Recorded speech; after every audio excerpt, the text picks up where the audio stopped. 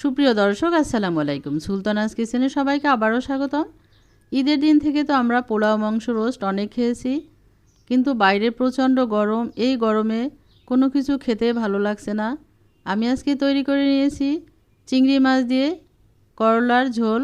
করলা বা উস্তা যাই বলি না কেন, এই গরমে এই রকমের তিতা জাতীয় খাবারটা খেতে ভালো লাগে এবং আমাদের শরীরের জন্য ভীষণ উপকারী। আর এটা খুব সহজেই তৈরি করা যায়। আমি একদম কম মশলা দিয়ে এটা রান্না করে নিয়েছি। যাদের রেসিপি ভালো লাগবে একটা লাইক দিয়ে দিবেন, সবার সাথে শেয়ার করে দিবেন, পাশে থাকা বেল বাটনটি ক্লিক করে দিবেন। আর যারা এখনও আমার চ্যানেলটি সাবস্ক্রাইব করে দেননি তাদের কাছে অনুরোধ থাকবে আমার চ্যানেলটি সাবস্ক্রাইব করে দিয়ে আমার পাশে থাকার জন্য। করলার ঝোল তৈরি করার জন্য আমি এখানে নিয়েছি হাফ কেজি মাঝারি সাইজের চিংড়ি মাছ। ভালোভাবে পরিষ্কার পানি দিয়ে ধুয়ে নিয়েছি। আর নিয়েছি এখানে ছোট সাইজের করলা বা উস্তা। প্রথমে আমি এই করলাগুলো কেটে নিব। দুই পাশ থেকে বোটার অংশ ফেলে দিব। এরপরে মাঝখান থেকে কেটে চিকন লম্বালম্বি করে আমি এটা কেটে নিব। আপনারা আপনাদের পছন্দ মতো করে কেটে নিতে পারেন। কেটে নেওয়ার পর ভিতরে যে বীজগুলো আছে সেগুলো আমি ফেলে দিব, কারণ এই বীজগুলো যদি খাবার সময় মুখে পড়ে তাহলে সেটা ভালো লাগে না।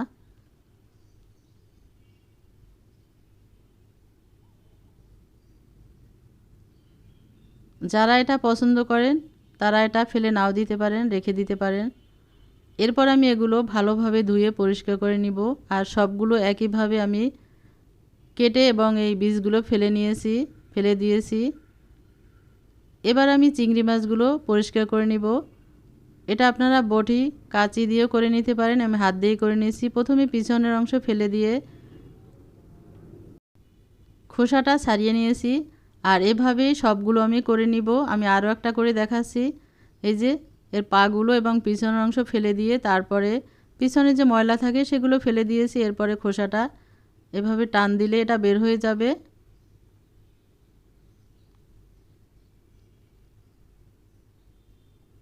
খুব সহজে এটা করে নেওয়া যায়। এরপরে আমি এগুলো ভালোভাবে পরিষ্কার পানিতে আবারও ধুয়ে নেব। ধুয়ে নিয়েছি, এবার রান্না করে নিব। চুলে একটা প্যান বসিয়ে দিয়েছি, তাতে দিয়ে দিচ্ছি রান্নার জন্য 1 টেবিল চামচ রান্নার তেল। তেল গরম হওয়ার পর দিয়ে দেবো এখানে আমি কুচানো পেঁয়াজ। আমি এখানে পেঁয়াজ একটু বেশি ব্যবহার করেছি, কারণ তিতা জাতীয় খাবারে পেঁয়াজ একটু বেশি দিলে সেটা তিতা কম লাগে আর খেতেও ভীষণ মজার হয়। হাফ কাপ কুচানো পেঁয়াজ দিয়ে আমি সামান্য লবণ দিয়ে এটা ভেজে নিব। তবে এটা কোনো বেরেস্তা করব না, পেঁয়াজটা একটু নরম হওয়া পর্যন্ত ভাজবো।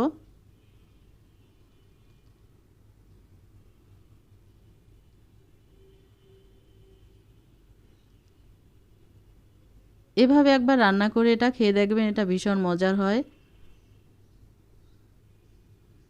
দিয়ে দিচ্ছি এই পর্যায়ে রসুন বাটা 1 চা চামচ। আর দিয়ে দিচ্ছি এখানে 1 টেবিল চামচ পেঁয়াজ বাটা। আমি এখানে কিন্তু আদা বাটা ব্যবহার করিনি, রসুন এবং পেঁয়াজ বাটা দিয়েছি। দিয়ে ভালোভাবে নেড়েচেড়ে একটু ভেজে নিব পেঁয়াজের সাথে। এখন দিব এখানে হাফ চা চামচ হলুদের গুঁড়া, হাফ চা চামচ দেব ধনিয়ার গুঁড়া, আর হাফ চা চামচ দেব শুকনো মরিচের গুঁড়া। আর এখানে ঝালও আমি কম ব্যবহার করেছি। এরপরে ভালোভাবে নেড়েচেড়ে কষিয়ে নেব, সামান্য পানি দিয়ে কষিয়ে নিচ্ছি।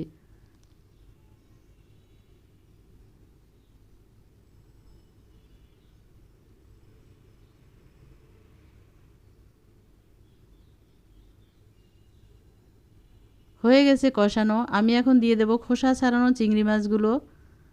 চিংড়ি মাছ দিয়ে আমি 1 থেকে 2 মিনিট একটু ভুনে নেব। আর এটা বেশি সময় ধরে ভোনারও প্রয়োজন নেই, যেহেতু এটা রান্না হবে। 1 থেকে 1.5 মিনিট এভাবে ভুনে নেওয়ার পর আমি দিয়ে দেব এখানে আলু। আমি এখানে মাঝারি সাইজের ছোট 2টা আলু নিয়েছি, নিয়ে সেটা খোসা ছাড়িয়ে লম্বালম্বি করে কেটে নিয়েছি। চিংড়ি মাছগুলো একটু ভুনা হয়ে গেছে। এখন দিয়ে দিচ্ছি সেই কেটে রাখা আলু। আলু দিয়ে আমি আরও 1 থেকে 2 মিনিট এভাবে একটু মাছের সাথে কষিয়ে নেব। সামান্য পানি দিয়ে দিচ্ছি।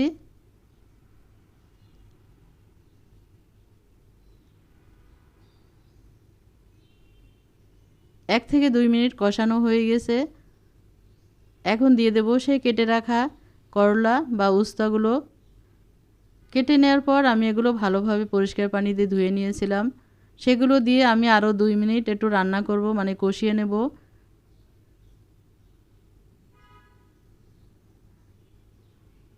এরপরে ঢেকে দেব।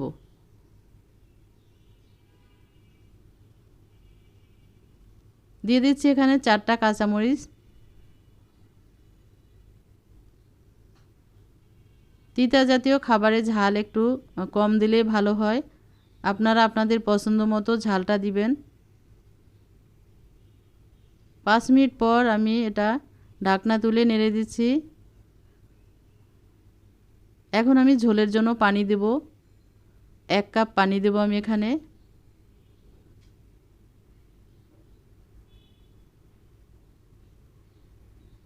এক কাপ পানি দিয়ে নেড়ে চেড়ে আমি এটা আরও 2 মিনিট রান্না করব। আর ঝোল আপনাদের পছন্দ মতো আপনারা এটা দিবেন। লবণ ঝাল সেটা আপনারা চেক করে নেবেন। এটা সিদ্ধ হয়ে গিয়েছে।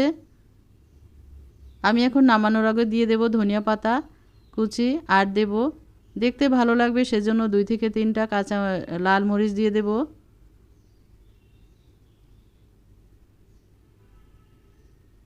এক মিনিট মতো চুলায় রেখে আমি চুলাটা বন্ধ করে এটা নামিয়ে নেব। এই যে একদম সিদ্ধ হয়ে গেছে। আর এরই সাথে তৈরি হয়ে গেল আমার মজাদার চিংড়ি মাছ দিয়ে করলা বা উস্তার ঝোল। এখনই চুলাটা বন্ধ করে আমি নামিয়ে পরিবেশন পাত্রে উঠিয়ে নেব।